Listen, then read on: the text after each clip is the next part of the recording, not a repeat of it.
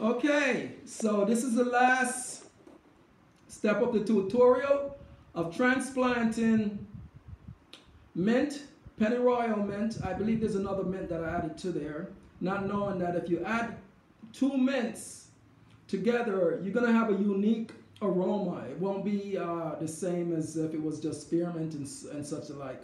Over there is all lemon mint, and that's a very big container. That's gonna be left outside all year round. This is in Connecticut, and they will. The hope is they will forever be growing in that pot with pruning in the fall. And the same with this one. So everything is planted. What I did, I kept all of the Jiffy cells, and below this, of course, as already stated, is compost, homemade compost, which I've been making for seven months or so. And for the last 2 or 3 inches, we're looking at pot mix with sand. And that's what's all around here. They're nice and tucked in. And I think it should work very well. I did this 3 days ago. And as you can see, they are actually growing. All of them is standing up straight, none is leaning over. So they really, really like it. And what I do, I water it daily, but not a lot of water.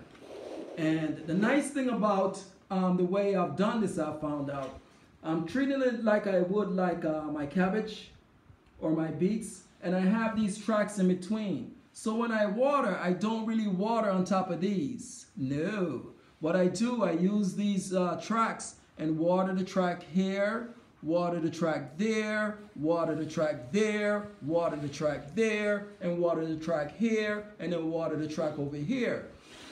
And what happened, the plants, all these hundreds and hundreds of mints, what they'll do, they'll take up the water when they want it, you know, and that prevent me from soaking them.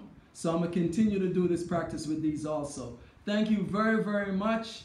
I'm so pleased with how these mints came out, and I'm so pleased at the prospect of having them in the grass and just knowing that they continually grow up every year, and they're not planted in the ground, which they'll take over the ground and affect the other plants.